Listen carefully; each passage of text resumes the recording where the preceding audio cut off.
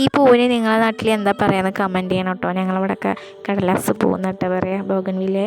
അപ്പോൾ വീഡിയോ ഫുള്ളായിട്ട് കാണാൻ നിങ്ങൾക്ക് ഉപകാരമുള്ള ടിപ്പ് ഞാൻ ഇതിൽ പറഞ്ഞുതരും. വീഡിയോ ഫുള്ളായിട്ട് കാണണം.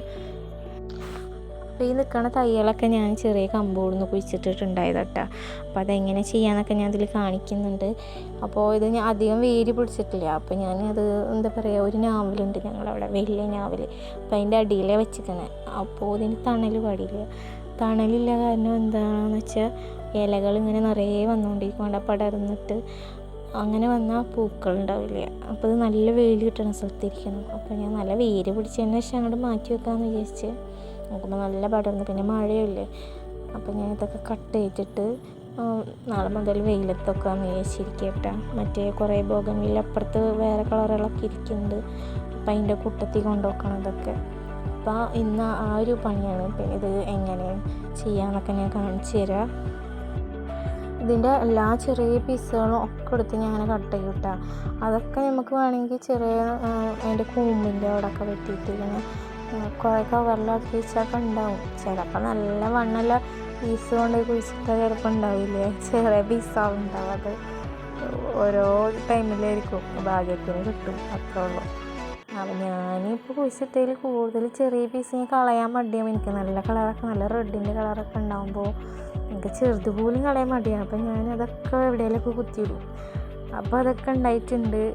ഞാൻ കഴിഞ്ഞ വീഡിയോയിലൊക്കെ കാണിച്ചിട്ടുണ്ട് കേട്ടോ. അപ്പോൾ ഈ ഫ്ലവർ ഉണ്ടായാലും നല്ല രസമുണ്ടാവും, കുഞ്ഞി ചട്ടിയിൽ ഇങ്ങനെ നിറയിരിക്കണം. അപ്പോൾ ആ ഫ്ലവർ ഉണ്ടായതിന് ശേഷം ഞാൻ വീഡിയോ ഒക്കെ ചെയ്യേണ്ടത്, നിങ്ങളെല്ലാവരും കാണണം. അപ്പോൾ ഞാൻ ഇപ്പോൾ ചെയ്യണ പോലെ ഇങ്ങനെ കുറ്റി കുറ്റിയായിട്ട് നിർത്തണം. അപ്പോൾ ഇങ്ങനെ പടർന്നിട്ട് ഇങ്ങനെ നീളം പോയിന് അതിലൊക്കെ വെട്ടി കളയുക. എന്നിട്ട് അത് കളയേണ്ട ആവശ്യമൊന്നുമില്ല.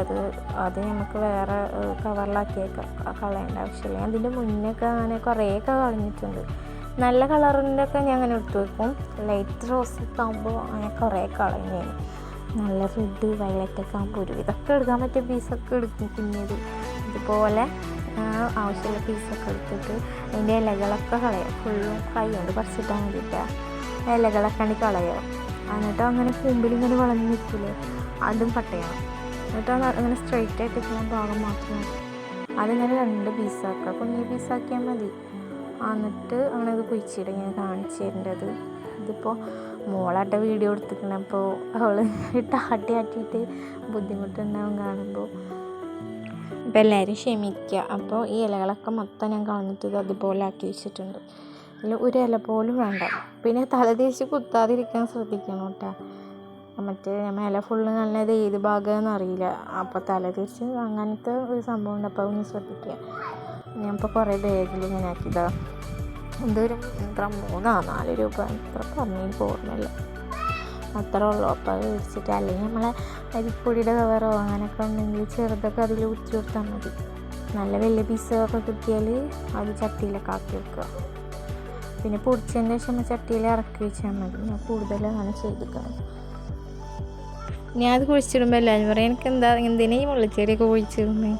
പക്ഷെ പൂവുണ്ടായി ആ സമയം ആയിട്ടുണ്ടെങ്കിൽ എല്ലാവരും വരും. ഒരു കഷ്ണം തരുമോ, ഒരു കൊമ്പ് തരുമോ ചോദിച്ചിട്ട് എല്ലാവരും വരും. ഇപ്പോൾ പൂവില്ലല്ലോ, അപ്പോൾ എന്തിനാ അത്ര അധികമൊക്കെ എന്തിനാന്നൊക്കെ ചോദിക്കും. ഉണ്ടാകുമ്പോൾ എല്ലാവർക്കും ആവശ്യമാണ്. അപ്പോൾ എന്താ പറയുക, ഇതിൻ്റെ ഭംഗി അറിയണമെങ്കിൽ നല്ല ഉണ്ടായിരിക്കുന്ന സമയത്ത് വേണം. കഴിഞ്ഞ കാത്തിരിപ്പിലാണ് ഞാൻ. എന്നിട്ട് വീഡിയോ ഇടാൻ നല്ല സാധ്യതയുണ്ട്.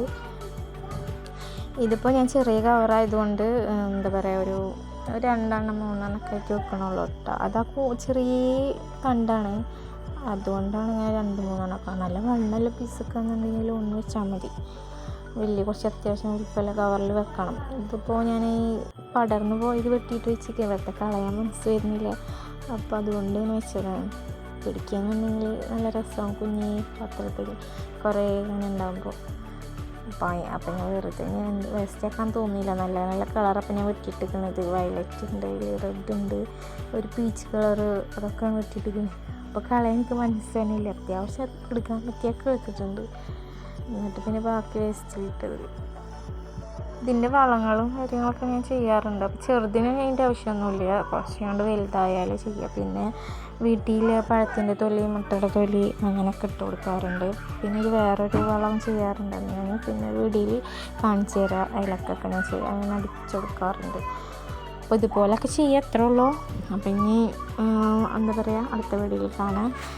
അപ്പോൾ എല്ലാവരും വീഡിയോ ഇഷ്ടപ്പെട്ടാൽ ലൈക്ക് ചെയ്യണം, ഷെയർ ചെയ്യണം, സബ്സ്ക്രൈബ് ചെയ്യണം.